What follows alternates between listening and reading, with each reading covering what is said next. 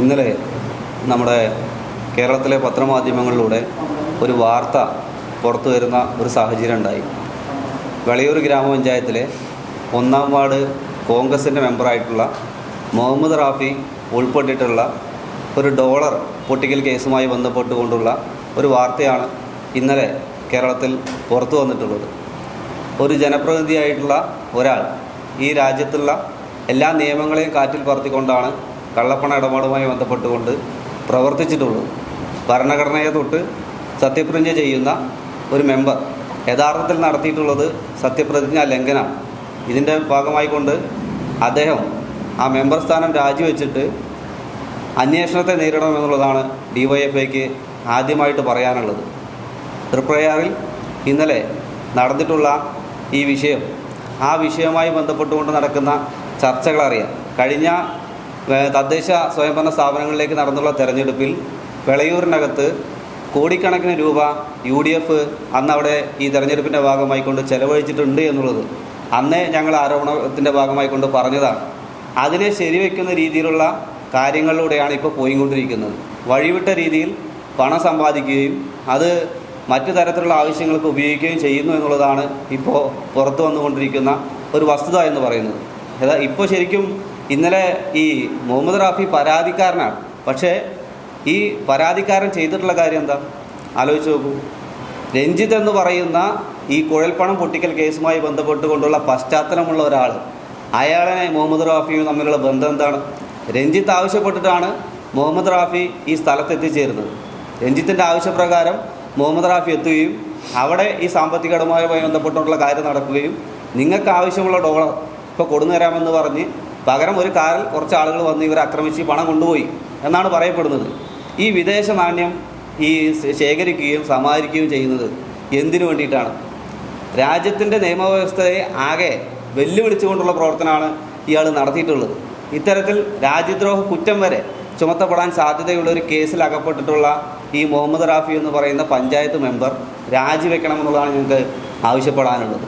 വെളയൂർ പോലെയുള്ള നന്മയുള്ള മനുഷ്യർ മാത്രം ജീവിക്കുന്ന ഒരു ഗ്രാമാന്തരീക്ഷമുള്ള ഒരു പഞ്ചായത്തിനകത്ത് ഇത്തരത്തിലൊരു മെമ്പർ, അത് നമ്മുടെ നാടിന് തന്നെ അപമാനമായിട്ടുള്ള ഒരു കാര്യമാണ് എന്നുള്ളതാണ് DYFIക്ക് ഇവിടെ സൂചിപ്പിക്കാനുള്ളത് എന്നാണ് പറയാനുള്ളത്. ഇതിനകത്ത് മുഹമ്മദ് റാഫി മാത്രമാണ് കണ്ണി ചേർന്നിട്ടുള്ളത് എന്ന് DYFIക്ക് പറയാനില്ല. കാരണം ഇതിനകത്ത് വെളയൂരിനകത്തെ UDFൻ്റെ നേതാക്കന്മാർക്കും പങ്കുണ്ട്. ഇതുമായി ബന്ധപ്പെട്ടുകൊണ്ടുള്ള ഫണ്ടിങ്, അതുമായി ബന്ധപ്പെട്ടുകൊണ്ടുള്ള കാശ്, ഇതെല്ലാം സമാഹരിക്കപ്പെട്ടിട്ടുള്ളത് അത്തരത്തിലുള്ള രീതിയിലൂടെയാണ് എന്നുള്ളതാണ് DYFIക്ക് ആവശ്യപ്പെടാനുള്ളത്. വ്യക്തിപരമായിട്ടോ അല്ലെങ്കിൽ ഒരു സ്ഥാപനമായിട്ടോ നിയമപരമായ അംഗീകാരമില്ലാതെ വിദേശ നാണ്യങ്ങളുടെ വിനിമയം നടത്താൻ പാടില്ല എന്നുള്ള അതിശക്തമായ നിയമം നിലനിൽക്കുന്ന ഒരു രാജ്യമാണ്. ഡോളറായിക്കോട്ടെ മറ്റേത് വിദേശ നാണ്യമായിക്കോട്ടെ. അങ്ങനെയുള്ള നിയമം നിലനിൽക്കുന്ന രാജ്യത്തിനകത്ത് പറയപ്പെടുന്ന കണക്കുപ്രകാരമാണെങ്കിൽ 16 ലക്ഷം രൂപ അവർ കൊണ്ടുപോകുന്നു, അത് ഡോളറാക്കി മാറ്റുന്നു എന്ന് പറയുന്നത് തന്നെ വലിയ രീതിയിലുള്ള നിയമവിരുദ്ധമായ പ്രവർത്തനമാണ്. ഈ നിയമവിരുദ്ധമായ പ്രവർത്തനത്തിന് നേതൃത്വം നൽകുന്നത് കേവലം ഏതെങ്കിലും ഒരു വ്യക്തിയല്ല, ആ പ്രദേശത്തെ തിരഞ്ഞെടുക്കപ്പെട്ട തദ്ദേശ സ്വയംഭരണ സ്ഥാപനങ്ങളിലേക്ക് തിരഞ്ഞെടുക്കപ്പെട്ട ജനപ്രതിനിധിയാണ് എന്നുള്ളതാണ് ഏറ്റവും ഗൗരവകരമായിട്ടുള്ള കാര്യം. അതും ഒരു യുവാവായിട്ടുള്ള ജനപ്രതിനിധി. ഈ ജനപ്രതിനിധി, ഇങ്ങനെ തിരഞ്ഞെടുക്കപ്പെടുന്ന വ്യക്തി പൊതുസമൂഹത്തിന് അദ്ദേഹത്തെ തിരഞ്ഞെടുത്ത ആളുകൾക്ക്, വെളയൂർ പഞ്ചായത്തിലെ ജനങ്ങൾക്ക്, നമ്മൾ പൊതുസമൂഹത്തിനെല്ലാം തന്നെ നൽകുന്ന സന്ദേശം എന്താണ് എന്നുള്ളത് ഏറെ ആശങ്കയുണ്ടാക്കുന്ന ഒരു കാര്യമാണ്. ഇത്തരത്തിലുള്ള നിരവധിയായ കേസുകൾ കഴിഞ്ഞ കുറച്ച് കാലങ്ങളായിട്ട് നമ്മൾ കേൾക്കുന്നുണ്ട്. ഓൺലൈൻ തട്ടിപ്പുമായി ബന്ധപ്പെട്ടുകൊണ്ട്, മറ്റു തരത്തിലുള്ള സാമ്പത്തിക ക്രമക്കേടുകളും അഴിമതിയുമായി ബന്ധപ്പെട്ടുകൊണ്ട് തന്നെ നിരവധിയായ കേസുകൾ ഇപ്പോൾ പല ഭാഗങ്ങളിൽ പല രീതിയിൽ റിപ്പോർട്ട് ചെയ്യപ്പെടുന്നുണ്ട്. അതൊക്കെ തന്നെ ഏത് നിലയിലും പൈസ ഉണ്ടാക്കാനുള്ള ഒരു മാർഗമാണ് എന്നുള്ള സന്ദേശം നമ്മുടെ നാടിനകത്തെ യുവാക്കൾക്ക് കൂടെ നൽകുന്നതിന് വേണ്ടി അത്തരം പ്രവർത്തനങ്ങളുടെ കേന്ദ്രബിന്ദുവായി, നേതൃത്വമായി ഒരു ജനപ്രതിനിധി, അതും ഒരു യുവാവായ ജനപ്രതിനിധി മാറുമ്പോൾ ഈ വിഷയത്തിൻ്റെ ഗൗരവം വളരെയധികം കൂടുന്നുണ്ട് എന്നുള്ളതാണ് DYFIക്ക് പറയാനുള്ളത്. അതുകൊണ്ട് തന്നെ ഈ വ്യക്തി നിലവിൽ വഹിച്ചുകൊണ്ടിരിക്കുന്ന സ്ഥാനം രാജിവെച്ചുകൊണ്ട് തന്നെ നിയമപരമായിട്ട് മറ്റു കാര്യങ്ങൾ, നടപടികളെ നേരിടേണ്ടതുണ്ട്. അത് ശക്തമായിട്ട് എത്രയും പെട്ടെന്ന് തന്നെ ഉണ്ടാവണം DYFI ശക്തമായിട്ട് ആവശ്യപ്പെടുകയാണ്. അല്ലാത്ത പക്ഷം അതിശക്തമായ പ്രക്ഷോഭങ്ങൾ DYFIയുടെ ഭാഗത്ത് ഉണ്ടാകുമെന്നത് കൂടെ ഈ അവസരത്തിൽ അറിയിക്കാൻ ഞങ്ങൾ ആഗ്രഹിക്കുകയാണ്.